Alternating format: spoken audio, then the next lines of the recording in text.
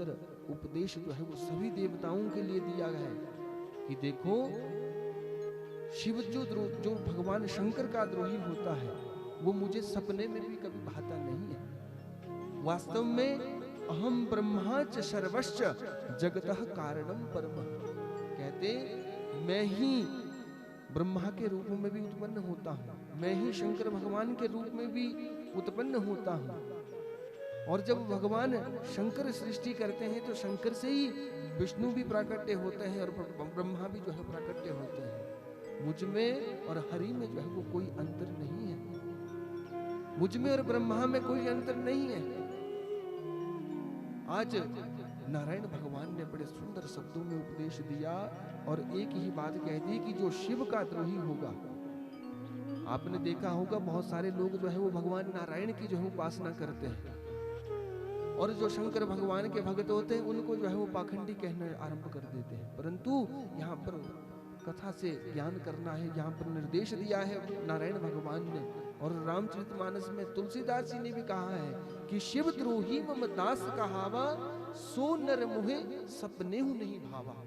कहते जो मनुष्य भगवान शंकर का द्रोही होता है वो नारायण भगवान कह रहे हैं, सो नर मुहे सपने हूं नहीं भावा, वो नर मुझे सपने में भी नहीं आता है। इसलिए वास्तव में ये सब जो है वो एक है। आपकी आस्था जिस इष्ट आराध्य के प्रति बनती हो आप उसका भजन करें, परंतु ये परम शक्ति वास्तव में एक है, परंतु ये एक से ही अनेक रूप में जो है परिवर्तित होती है। शंकर ही भगवान विष्णु है और भगवान विष्णु ही ब्रह्मा है, ये कहने का अभिप्राय है। आज उन देवताओं को जो है वो उस यज्ञ का भाग मिला है और उस दक्ष के साथ जो है उस यज्ञ की पूर्ण आहुति करवाई गई है। ये सुंदर कथा जो है वो सुखदेव जी महाराज सुना रहे हैं कि देखो राजा परीक्षित, ये अहंकार से युक्त जो है वो यज्ञ किया गया था और जो तामसिक यज्ञ होते हैं उस यज्ञ की जो है वो कभी सफलता पूर्वक जो है वो पूर्णाहुति नहीं हुआ करती है। और उस सती मैया ने भगवान के साथ जो है विरोध किया था, अपने पति के रूप में जो है वो संशय किया था। और जब भगवान शंकर का वास्तव में यदि स्वरूप देखा जाए तो क्या है, भवानी शंकरौ वंदे श्रद्धा विश्वास रूपेण, श्रद्धा और विश्वास का जो है स्वरूप भवानी शंकर भगवान को कहा गया है, परंतु सती को ब्रह्म का रूप कहा गया है। ये रामचरित में विशेष रूप से कथाएं आती है कि उस सती का जो अवतार हुआ था वो ब्रह्म के रूप में हुआ था, क्योंकि उसकी मति जो है वो सदैव भ्रमित रहती थी और उस भ्रमित बुद्धि को जो है वो अपने शरीर को त्यागना पड़ा था। इसी कारण से आज सुखदेव जी महाराज कहते हैं कि देखो कालांतर में इन्हीं सती का जन्म जो है वो किसके घर में हुआ है, हिमालय राज की ये पुत्री बनी है। क्यों? क्योंकि जिस समय अपने शरीर का ये त्याग सती मैया कर रही थी तो इसने एक ही बात कही थी कि अरे दक्ष, इससे अच्छा होता मैं किसी पत्थर की बेटी हो जाती। तो कालांतर में ये हिमालय राज की जो है वो कन्या बनी है और पार्वती के रूप में आई है। और शंकर भगवान ने आज उस यज्ञशाला से जो है वो उस सती के शरीर को उठा करके अनेक पर्वतों के ऊपर जाकर के जो है वो अपने प्रेम को जो है प्रकट किया है सती मैया के लिए। परंतु नारायण भगवान ने सुदर्शन चक्र को लेकर के सती मैया के प्रत्येक एक एक करके सभी अंगों को काटा है और जहां पर भी वो सती मैया के अंग गिरे हैं वहां पर हमारे सनातन परंपरा के जो है वो भगवती के 51 शक्तिपीठ बने हैं, जिसमें से 2 शक्तिपीठ तो हमारे हिमाचल प्रदेश में भी है। बोलो सच्चिदानंद भगवान की। ऐसे ये सती चरित्र को जो है वो गाया है और नारायण भगवान ने बड़ा सुंदर भाव कहा है कि वास्तव में जो हरि है वही विष्णु है और जो विष्णु है वही शिव है। इसके विषय में एक बड़ा सुंदर भजन हम गुनगुनाएंगे, सभी ने तालियों के साथ भी सहयोग देना है और क्या कहना है। हरि हर एक है दोनों, न ये कम है न वो कम है। भजन के जो है वो बोल है हरि हर। हरि किसे कहते हैं? नारायण भगवान को जो है वो हरि कहते हैं। हरिर हरति पापानि, वो नारायण भगवान, वो हरि भगवान जो है वो सबके पापों का जो है वो क्या किया करते हैं? हरण किया करते हैं। और हर किसे कहते हैं? हर कहते हैं भगवान शंकर को। शिव पुराण में लिखा गया है कि कोई व्यक्ति यदि भगवान का पूजन भी ना कर सके, जल भी ना डाल सके, मंदिर भी ना जा सके, दर्शन भी ना कर सके, यदि भगवान शंकर के मंदिर के पास से निकलते हुए हर हर महादेव भी करेंगे तो भगवान शंकर की पूजा का जो है वो फल भी लग जाया करता है उन भक्तों के लिए जो श्रद्धा से करते हैं। क्योंकि वो कैसे हैं? भोलेनाथ हैं, परंतु एक नाम उनका भोले भाले भी है। भोले तो है ही, पर साथ में वो भाले भी साथ में रखते हैं। यदि कोई बुरा काम करता है तो उनको दंड भी जो है वो तुरंत दे दिया करते हैं। बोलो शंकर भगवान की। हरि हर एक है दोनों, न ये कम है न वो कम है। हरि हरे सभी ताली सेवा करते हुए दोनों, न ये कम है न वो कम है। हरि हर एक है दोनों, न ये कम है न वो कम है। हरि हरे एक है दोनों, न ये कम है न वो कम है। ये रहते हैं हिमालय में, वो रहते क्षीर सागर में। ये रहते हैं हिमालय में, वो रहते क्षीर सागर में। भजन का बड़ा सुंदर भाव है कि भगवान शंकर कहाँ रहते हैं? हिमालय में। और भगवान नारायण जो है वो कहाँ पर रहते हैं? क्षीर सागर में शेष शैया के ऊपर जो है वो विराजते हैं। तो भजन का बड़ा सुंदर भाव है। ससुर घर दोनों रहते हैं, ससुर घर दोनों रहते हैं। ना ये कम है ना वो कम है। हरि हरे एक है दोनों, न ये कम है न वो कम है। हरि हरे एक है दोनों, ना ये कम है ना वो कम है। हरि हरे एक है दोनों, न ये कम है न वो बोल कम शंकर भगवान की। है।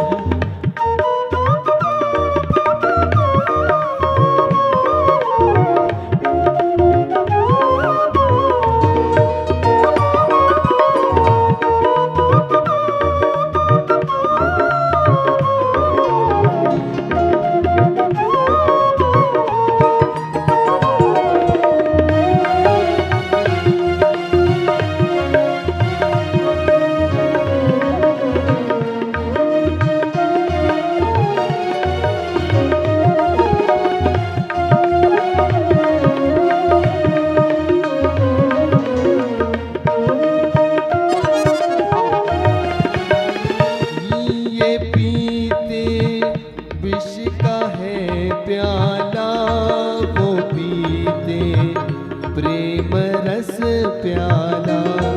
ये पीते है विष प्याला, वो पीते प्रेम रस प्याला।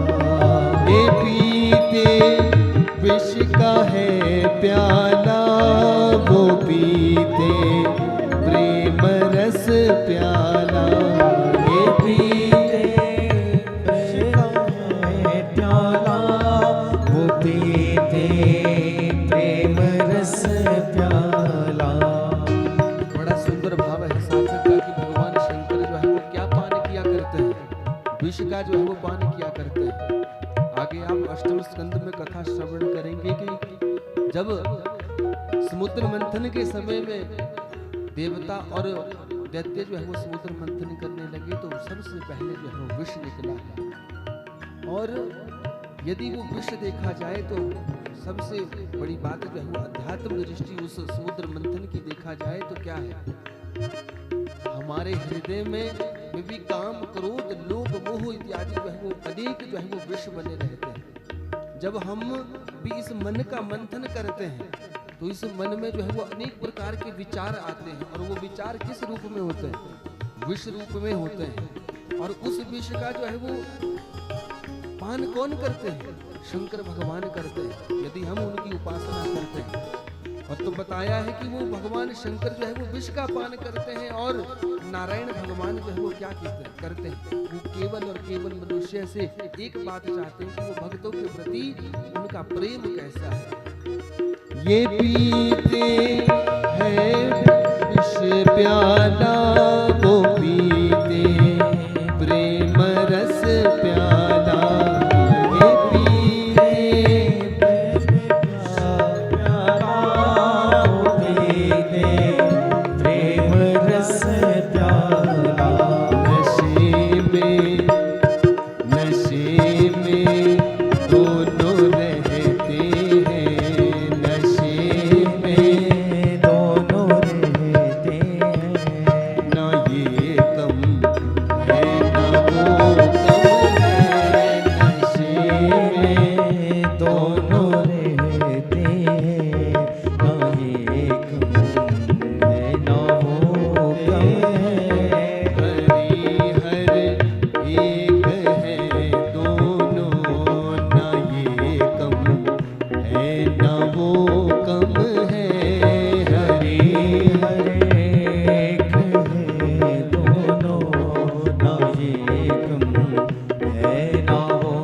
बोल शंकर भगवान की।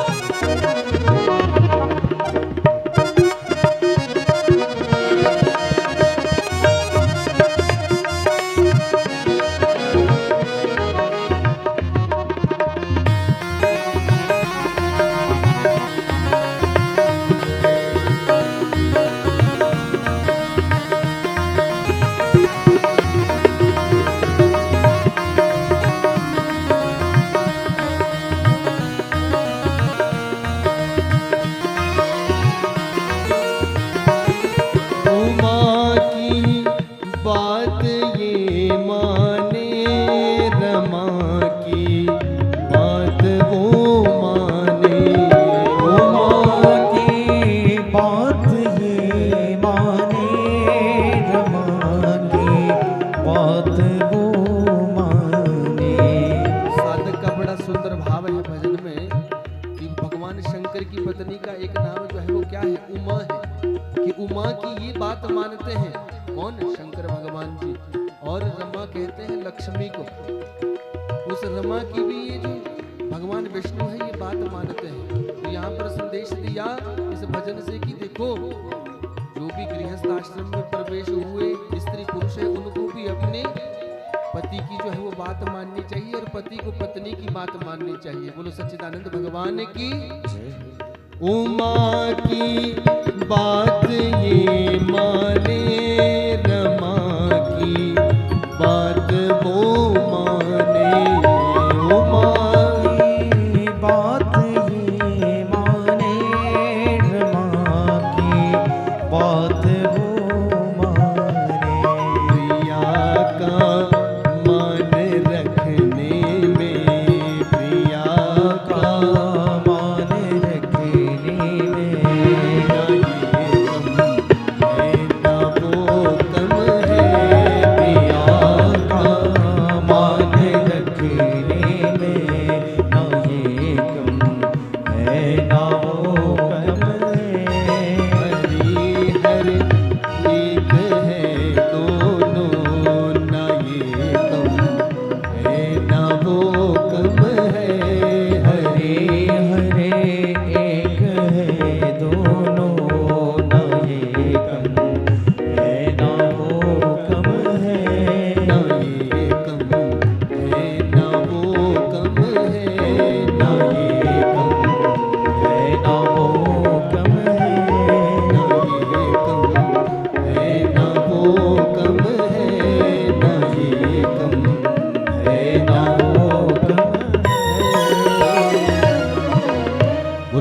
भगवान की, नारायण भगवान की। सुखदेव जी महाराज कहते हैं, राजा परीक्षित, यो हरि स साक्षात विष्णु, सह विष्णु स साक्षात शिव है। जो विष्णु है वही साक्षात शिव है, और जो शिव है वही साक्षात विष्णु है। इनमें कभी भेद नहीं करना चाहिए। इस दक्ष ने जो है वो अपने दामाद के साथ तो विरोध किया ही किया, परंतु साथ में जो है उस जगत के आधार भगवान शंकर के साथ जो है विरोध किया है। इस कथा से जो है वो हमें शिक्षा लेनी चाहिए कि अपने जीवन में जो है वो हो सके तो इस ईर्ष्या का बीज जो है वो नहीं बोना चाहिए। और यदि रिश्तों में जो है वो कपट रूपी ग्रंथि पड़ जाए या वो ईर्ष्या रूपी ग्रंथि पड़ जाए तो वो गांठ जो है वो कभी खुला नहीं करती है, क्योंकि जैसी गांठ उस सती के हृदय में लगी तो क्या हुआ, उसको भी अपना शरीर जो है वो त्यागना पड़ा। और उस दक्ष ने जो है वो भगवान शंकर के साथ विरोध किया, अहंकार से युक्त होकर के तो अपने शरीर को जो है वो त्यागना पड़ा। यही शिक्षा जो है इस कथा से हमें मिलती है कि अपने जीवन में जो है वो सरलता ला करके जो है भगवान का सभी देवी देवताओं को जो है वो समान रूप से मान करके उनका अर्चन करना चाहिए। सुखदेव जी महाराज ने कहा कि परीक्षित, ये तो मैंने तुम्हें मनु और शत्रुपा की जो सबसे छोटी कन्या थी सती, उसके विषय में जो है वो कथा कही। ये 3 बेटियों की जो है वो कथा मैंने तुम्हें कह दी। मैंने कल कथा में आपको निवेदन किया था कि देखो 7 दिन में मरने का श्राप उस राजा परीक्षित को लगा है, और सबसे पहले ये बताया कि देखो मरण धर्मा व्यक्ति को क्या करना चाहिए, और दूसरे नंबर पर ये बात कही कि देखो ये संसार परमात्मा रचते कैसे हैं, और तीसरे नंबर पर ये बताई कि संसार में भगवान ने जब सृष्टि की तो कैसे सृष्टि की। सबसे पहले संसार के विषय में बात कही। क्योंकि सुखदेव जी महाराज का ये भाव है कि देखो जितने भी हम आप गृहस्थी होते हैं, हमारे दिमाग में जो है वो संसार पहले जुड़ा हुआ होता है, और जब तक हम संसार के विषय में अच्छे से जान न ले तब तक हम परमात्मा के विषय में नहीं जान पाते हैं। तो यही भाव जो है वो यहाँ पर सुखदेव जी का है कि मैं पहले तो तुम्हें संसार के विषय में बताऊंगा कि परमात्मा ने ये सृष्टि की और उस सृष्टि में क्या क्या यहाँ पर किया, कैसे कैसे जीवों को बनाया, कैसे कैसे भक्तों को बनाया, कैसे कैसे पापियों का उद्धार किया। और फिर आगे जब कथा आएगी तो उसमें भगवान के नाम की महिमा को जो है वो गाया गया है।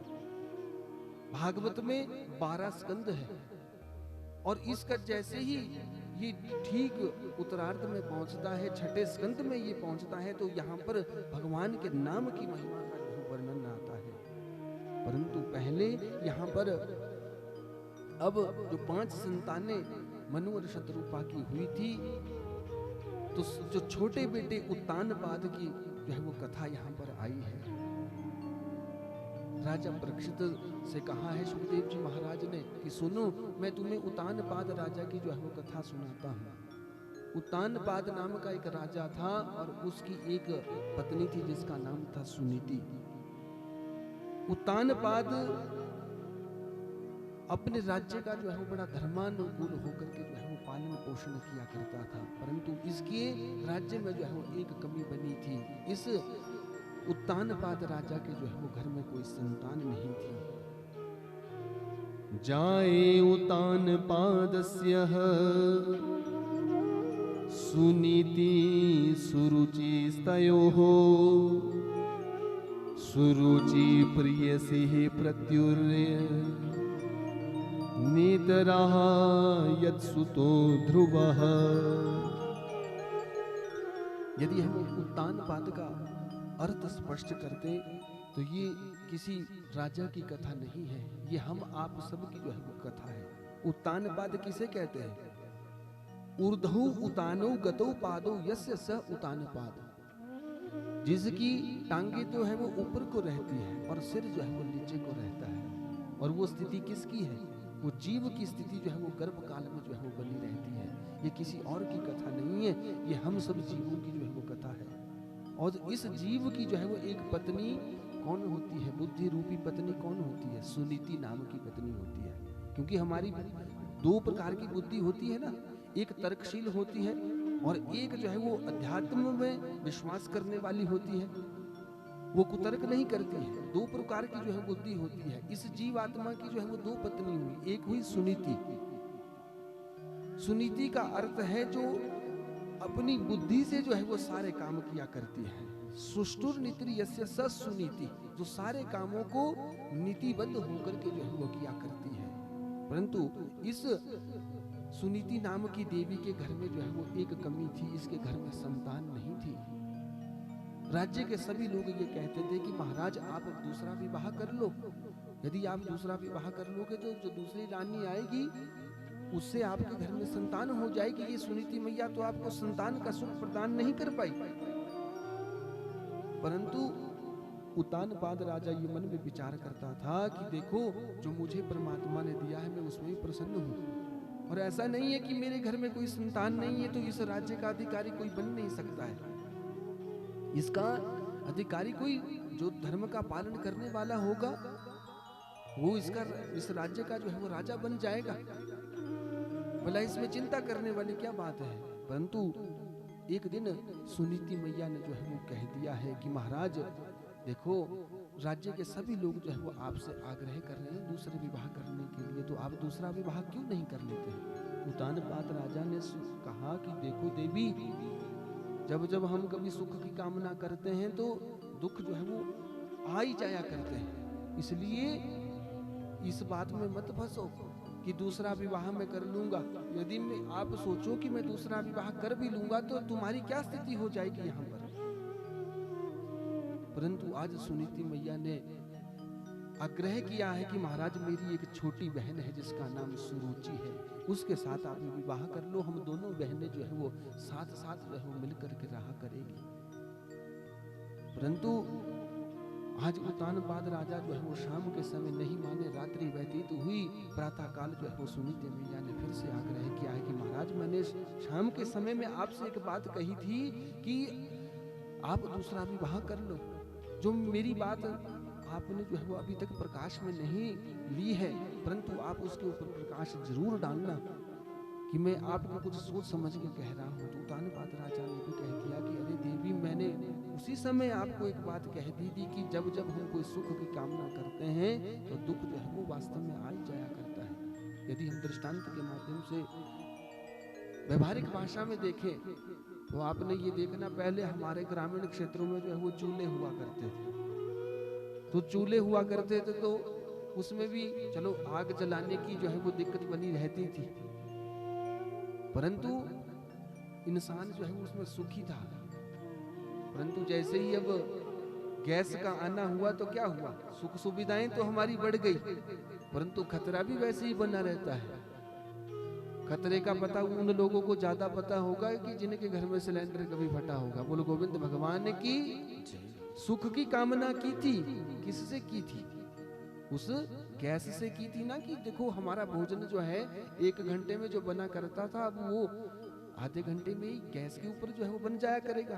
परंतु आपने विचार करना कि यदि सिलेंडर फट जाए तो फिर क्या होता है। वैसे ही प्रेशर कुकर की बात है, प्रेशर पहले तो जो है वो पुराने यंत्र जो है वो भोजन बनाने के हुआ करते थे, परंतु जो उसमें भोजन बनता था वो स्वादिष्ट भी होता था और सुपाच्य भी होता था। परंतु फिर हमने सुख की कामना की कि महाराज अब जल्दी जल्दी ये भोजन पक जाए, तो प्रेशर कुकर आ गया महाराज एल्यूमिनियम का। बोलो गोविंद भगवान की। और फिर क्या हुआ, वो सारा जो है वो शरीर बीमारी का घर हो गया और वो भोजन तो जो है वो शीघ्र पकने लग गया। परंतु उसमें भी क्या बात हुई, सुख की कामना तो की, परंतु यदि प्रेशर कुकर फट जाए तो क्या स्थिति बनती है। कहने का अभिप्राय क्या है कि जब जब हम जीव आत्माएं सुख की कामना करते हैं तो उसके साथ दुख जो है वो वास्तव में खुद ही जो है वो आ जाया करता है। यही कहने का अभिप्राय यहाँ पर उत्तानपाद राजा का था कि देवी देखो दूसरे विवाह में जो है सुख नहीं है, परंतु बार बार आग्रह किया तो आज सुरुचि के साथ जो है वो विवाह कर दिया। आज सुनीति मैया स्वयं जो है वो आज आरती की थाली लेकर के जो है वो बाहर खड़ी है कि आज महाराज जो है वो दूसरा विवाह करके जो है वो पहुंच रहे हैं, और मैं आज स्वयं जो है वो अपनी बहन का स्वागत करूंगी। वो दूसरी रानी बन करके यहाँ पर पहुंच रही है। परंतु जैसे ही आरती उतारी है सुनीति मैया ने, सुरुचि ने कह दिया कि महाराज देखो, मैं तो आपके राजमहल में तब प्रवेश करूंगी जब ये सुनीति बाहर जाएगी। आज सुनीति मैया को जो है वो बाहर जाना पड़ा। कह दिया सुरुचि ने कि मुझे आज के बाद इस सुनीति की जो है वो शक्ल नहीं दिखनी चाहिए। ना जाने इसकी शक्ल यदि मैं देखती रहूंगी तो ना जाने कल को मेरे भी घर में संतान ना हो। तो महाराज आज सुनीति मैया को जो है वो राज्य के बाहर जो है वो एक झोंपड़ी में रहना पड़ा। आज उस सुनीति ने ही सुख की कामना की थी, और आज आते ही जो है वो उसे क्या करना पड़ा, जहां पे वो सुख आया वहीं पे उसे दुख भोगने के लिए जाना पड़ा। और जैसे ही दुख भोगने के लिए गई तो काल चक्र बीता। इस सुरुचि के भी जो है वो महाराज कोई संतान नहीं हुई। सारे राज्य के लोग जो है मन में विचार करते रहते हैं कि राजा ने दूसरा विवाह भी किया था तो इस कामना से किया था कि इसके घर में कोई संतान हो जाएगी, परंतु इसके घर में भी संतान नहीं हुई। एक दिन राजा उत्तानपाद जो है वो घूमते हुए जंगल में गए। रात्रि में ठहरना जो है वो सुनीति मैया के पास हुआ, और भगवान की ऐसी कृपा हुई कि इन राजा और रानी के संयोग से जो है वो आगे जाकर के उस सुनीति मैया ने जो है वो गर्भ धारण किया है, और उस सुनीति मैया के गर्भ से एक पुत्र का जो है वो जन्म हुआ है। और जब उस सुनीति मैया के संतान हुई तो ऐसी देव संयोग से ऐसी कथा आती है कि उस सुरुचि ने भी जो है वो गर्भ धारण किया, और उस सुरुचि के भी जो है वो एक पुत्र हुआ है। सुनीति के पुत्र का नाम जो है वो ध्रुव पड़ा है, और जो ये सुरुचि का पुत्र था इसका नाम जो है वो उत्तम पड़ा है।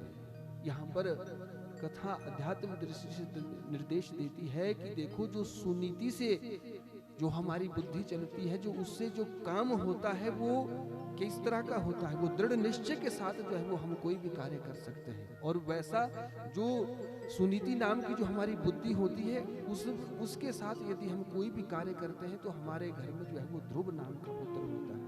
और यदि सुरुचि की बात लें तो सुरुचि के घर में जो है वो उत्तम का जो है वो उत्तम नाम का पुत्र होता है। क्यों? क्योंकि सुरुचि का अर्थ यदि स्पष्ट करें तो यहाँ पर लिया गया है कि जिस देवी की रुचि जो है वो भोजन में और अलंकार में और वस्त्रों में केवल और केवल बनी रहे, राजमहल में सुख सुविधाओं में भौतिक वस्तुओं में, वो सुरुचि कही गई है। क्योंकि दो प्रकार की बुद्धि का हम विवेचन कर रहे हैं।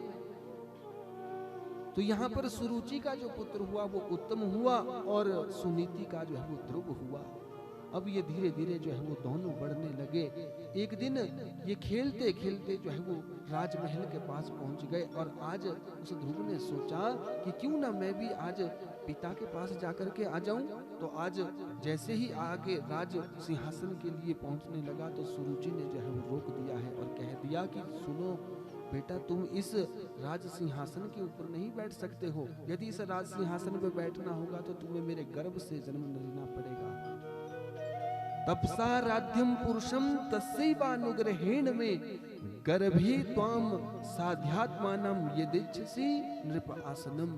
कहते मेरे गर्भ से जन्म लेना पड़ेगा और तुम्हें कई वर्षों तक जो है वो भगवान की तपस्या करनी पड़ेगी। तपसा राध्यम पुरुषम, कहते उस नारायण की जो है वो तपस्या करनी पड़ेगी। इसलिए तपस्या करो, और फिर जब तपस्या के बाद तुम्हें कोई आशीर्वाद मिल जाए तो फिर तुम कालांतर में जो है वो इस राज सिंहासन के अधिकारी बनोगे, या मेरे गर्भ से जब तुम दोबारा जन्म लोगे तब इस राज सिंहासन के अधिकारी बन पड़ोगे। आज ध्रुव जी महाराज अपना समूह लेकर के आज मैया के पास पहुंचे और बता दिया, मैया छोटी माँ जो सुरुचि है उसने मुझे इस तरह की बात कही है, मुझे पिता के राज सिंहासन तक नहीं जाने दिया। तो आज ये जो सुनीति थी इसने निवेदन किया कि अरे बेटा, तेरी मैया ने बुराई क्या कहा है कि यदि तू उस राज सिंहासन को प्राप्त करना चाहता है तो उसके गर्भ से जन्म ले ले, या भगवान की तपस्या कर ले। यदि उस नृपासन को चाहता है एक काम कर, जो छोटी मैया ने कहा है वो कर ले, भगवान की तपस्या कर ले, तब तुझे इस राज सिंहासन की क्या परमपिता की जो है वो गोदी प्राप्त हो जाएगी। बोलो गोविंद भगवान की। जय। आज छोटा सा ध्रुव जो है वो मन में विचार कर रहा है कि ये मेरी माँ जो है वो क्या कह रही है। रात्रि का समय बीता और प्रातः काल में सुनीति मैया ने एक ही बात कही कि देखो बेटा, यदि उस राज सिंहासन की इच्छा चाहता है और उससे भी बड़ा एक आसन है परमात्मा का आसन, उस परमपिता परमात्मा की गोद यदि उसे चाहता है तो उनका भजन कर। और जंगल में जाकर के भजन होता है परमात्मा का। कथाएं जो है वो प्रसिद्ध है कि आज ध्रुव जी महाराज को तपस्या के लिए भेज दिया गया है।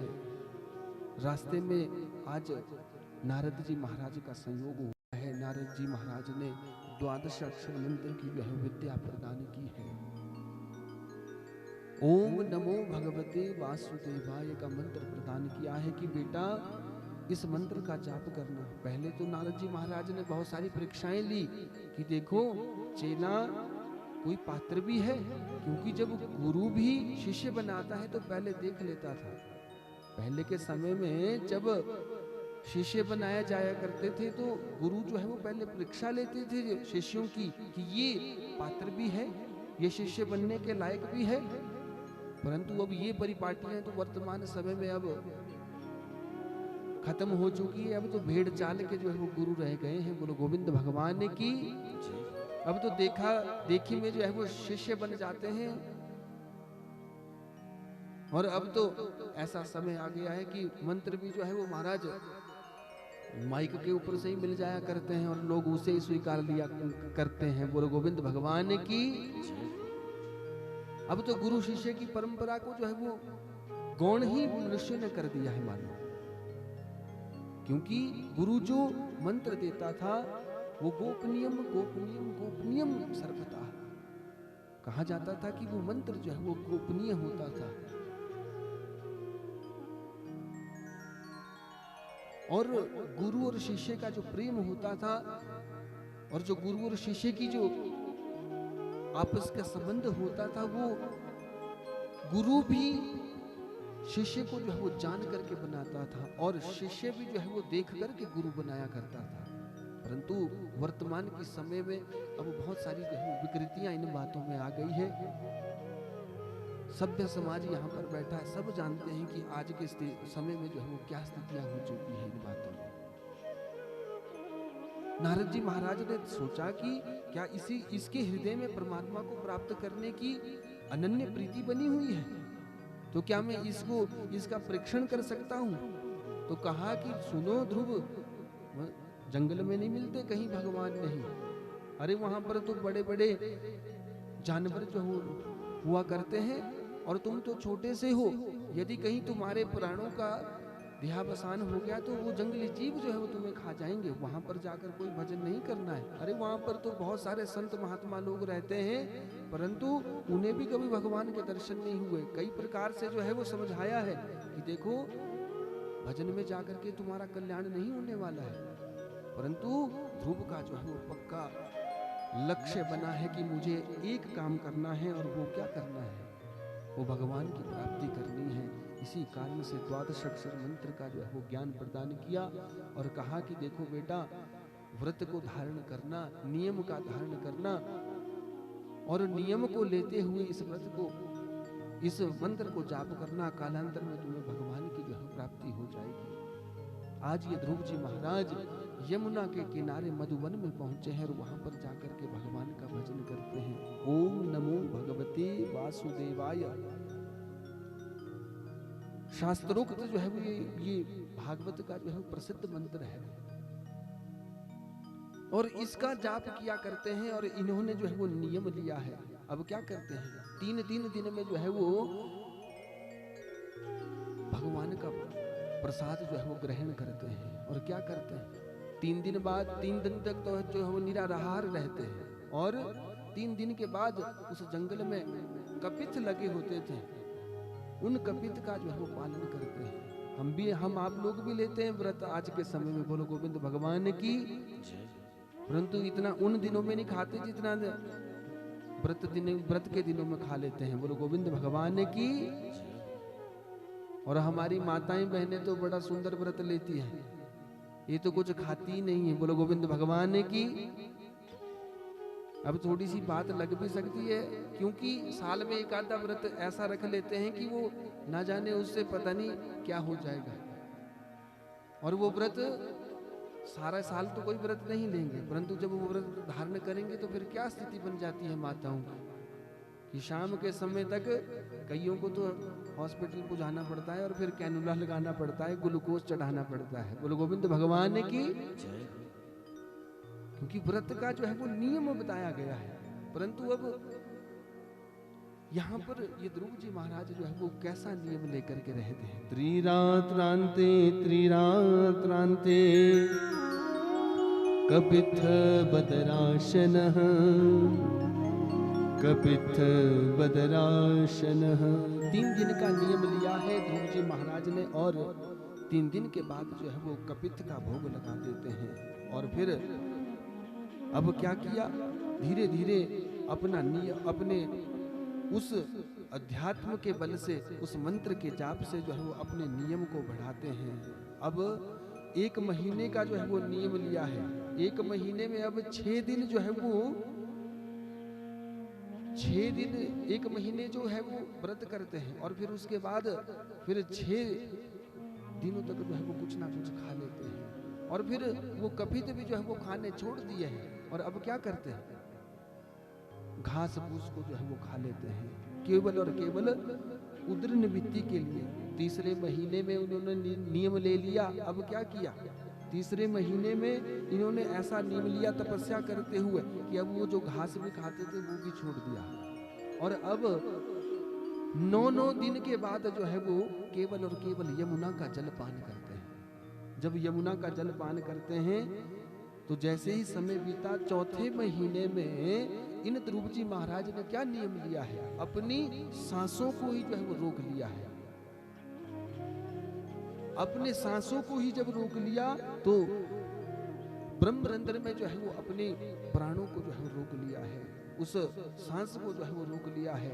और जब ये स्थिति उस ध्रुव की देखी तो भगवान की ऐसी लीला हुई कि आज उस ध्रुव जी महाराज ने जब सांस रोका तो समस्त चराचर जगत की जो है वो हवा रुक गई है। सब देवता लोग भी आज कहाँ पहुंचे हैं, भगवान नारायण के पास पहुंचे कि महाराज हमें जो है वो सांस लेने में परेशानी हो रही है, ना जाने ये किस कारण से बना है। तो बताया कि देखो मेरा एक छोटा सा भक्त जो है वो ऐसी घोर तपस्या कर रहा है, और उसे तपस्या करते हुए कोई ज्यादा समय नहीं हुआ है, केवल और केवल उसे 5 महीने जो है वो अभी तपस्या करते हुए हैं। और महाराज उस छोटे से बालक की उस जब तपस्या को देखा तो आज ये देवता लोग कहते हैं कि महाराज आप उस ध्रुव जी महाराज को दर्शन दे करके आओ, उसका कल्याण करके आओ, वरना ये सारा चराचर जगत जो है वो वायु के बिना हो जाएगा। और जब वायु ही नहीं होगी तो भला सांस कैसे लेंगे लोग। यही आज देवताओं ने आग्रह किया है, और आज भगवान ने क्या किया है, भगवान आज अपना रूप धारण करके उस ध्रुव के सामने जो है उस मधुवन में जो है वो पहुंच गए हैं। बोलो सच्चिदानंद भगवान की जय।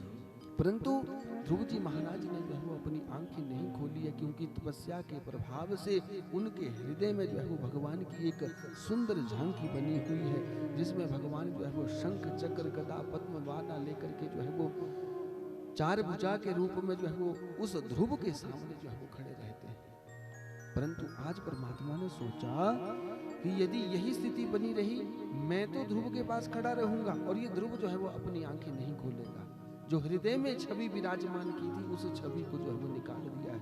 जब छवि निकाली तो आज दर्शन दिया है, और जो छवि उस ध्रुव के हृदय में बनी हुई थी उस छवि का ही जो है वो दर्शन अपने समक्ष किया है। तो भगवान का स्वरूप कैसा था, सशंख चक्रम सकिरीट कुंडलम सपीत वस्त्रम सरसेरुहक्षणम संचक्रम सकिरीट कुंडलम, भगवान शंख चक्र गदा पद्म माला धारण करके चार भुजों के सामने, उस ध्रुव के सामने जो है वो प्रकट हो गए।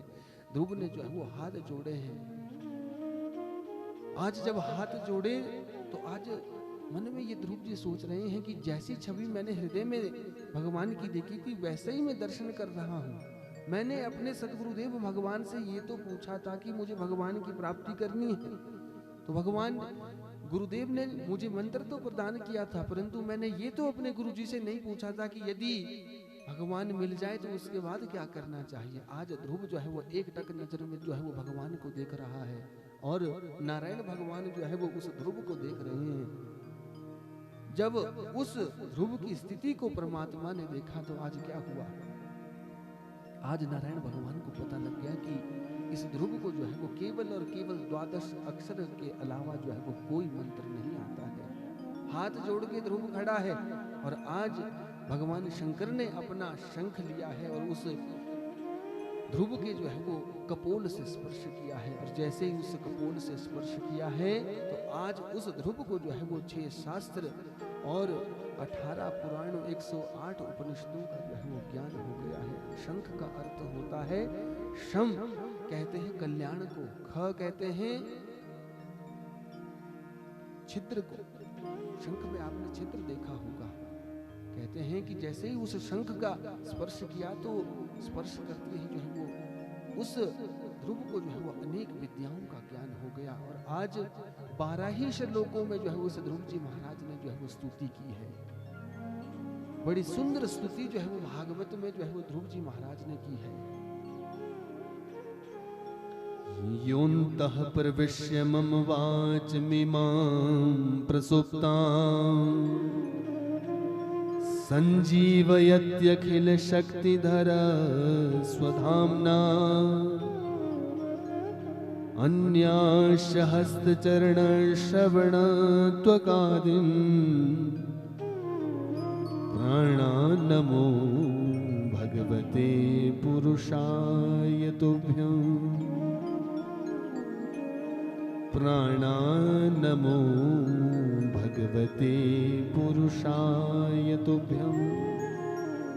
बड़ी सुंदर जो है वो ध्रुव जी महाराज ने स्तुति की है कि हे परमात्मा आप हमारा प्रणाम स्वीकार करें। योऽन्तः प्रविश्य मम वाचमिमां प्रसुप्तां, कहते आप इस चराचर जगत में भी और मेरे हृदय में भी। योऽन्तः प्रविश्य, आप ने वाणी के रूप में जो है वो मेरे अंदर भी जो है वो आप स्थित है और इस चराचर जगत में बाहर भी स्थित है, और आपने ही मेरी इस सोई हुई वाणी को जो है वो जागृत अवस्था प्रदान की है। योऽन्तः प्रविश्य मम वाचमिमां प्रसुप्तां, सोई हुई वाणी को जो है वो आपने जगाया है। संजीव यत्य अखिल शक्तिधरा स्वधाम्ना अन्याश्च हस्त चरण श्रवणत्वगादिन, कहते हे परमपिता परमात्मा इन शरीर में जो चलने की शक्ति है, बोलने की शक्ति है, आपका सुमिरन करने की जो शक्ति है वो केवल केवल वो आपसे है। इसलिए हम आपको प्रणाम करते हैं। प्राणान्नमो, प्राण का जो है संबोधन किया है। प्राणान्नमो भगवते पुरुषाय तुभ्यम्, कहते आप इस चराचर जगत के हृदय में जो है प्राण के रूप में विराजमान हो। ऐसे परम पुरुष परमात्मा को जो है वो मैं प्रणाम करता हूँ। जब भगवान नारायण ने ये सुंदर स्तुति सुनी तो आज ध्रुव से आग्रह किया है कि ध्रुव मांगो, क्या मांगना चाहते हो। आज जैसे ही भगवान का दर्शन उस ध्रुव ने किया, कहा कि महाराज पहले तो बहुत सारी इच्छाएं मांगने की थी, परंतु आज जो है वो कुछ भी मांगने की इच्छा नहीं रह गई है। परंतु फिर भी परमात्मा ने जो है वो उसे आशीर्वाद दे दिया है कि मैं तुम्हें आशीर्वाद देता हूं कि तुम इस पृथ्वी लोक के ऊपर जो है वो 36,000 वर्षों तक जो है वो राज्य करोगे। ये आशीर्वाद जो है प्रदान किया है, और अंत में तुम्हारे लिए मैं एक ध्रुव लोक का जो है निर्माण करूंगा, और तुम उस ध्रुव लोक में जाकर जो है वो सदा सर्वदा के लिए जो है विराजमान हो जाओगे। क्यों? क्योंकि तुम मेरी परम भक्त, मेरे प्रेम परम स्नेही जो है वो सबसे छोटी उम्र के जो है मेरे भक्त हो। आज ध्रुव जी महाराज ने जब भगवान की इस कृपा को स्वीकार किया है, आज घर के लिए चले हैं। आज उस उतानपाद राजा के घर में सबको ये बात पता चल गई है कि उस ध्रुव को जो है वो परमात्मा के दर्शन हो गए हैं। सब स्वागत के लिए जो है वो आज खड़े हैं। कहा है कि सुरुचि मैया भी जो है वो सबसे आगे खड़ी है। सुरुचि मैया ने भी आज दर्शन किए और रोते हुए आज ध्रुव के पास पहुंची है कि ध्रुव, मैंने तो तुम्हें एक हास्य रस में जो है इस बात को कहा था, तुमने तो मेरी बात का जो है बुराई मान लिया है, परंतु इस ध्रुव ने जो है वो बड़ा अनन्य भाव से जो है वो वात्सल्य भाव से सुरुचि मैया को भी प्रणाम किया है। और सबसे पहले सुरुचि मैया को ही जाकर के जो है प्रणाम किया है। कहिया कि माँ, आप तो मेरी प्रथम गुरु हो, आपने ही जो है वो मुझे भजन के मार्ग में जो है प्रशस्त किया है। आज ध्रुव जी महाराज का जो है अनन्य भाव से जो है स्वागत किया गया और स्वागत करने के बाद इस ध्रुव को जो है वो उस राज्य का जो है वो राजा बनाया गया। कालांतर में इस उत्तानपाद राजा को जो है वैराग्य हो गया, ये जंगल के लिए चले गए। इस ध्रुव के जो है वो 2 विवाह हुए हैं। 2 विवाह हुए। इनके एक इनकी भ्रमी नाम की जो है वो पत्नी थी और दूसरी इला नाम की जो है वो पत्नी थी। एक जो थी वो शिशु कुमार की बेटी थी और दूसरी जो है वो वायु की पुत्री थी। ध्रुव के वंश में आगे जाकर के जो है वो और जो सुतेला भाई उत्तम था उसका भी जो है वो विवाह हुआ है। कालांतर में इस उत्तम ने क्या किया, एक दिन जंगल में जो है वो शिकार खेलने के लिए गया और शिकार खेलते खेलते जंगल में जाकर के जो है यक्षों के साथ युद्ध किया है। यक्षों ने पहले तो समझाया परंतु नहीं माना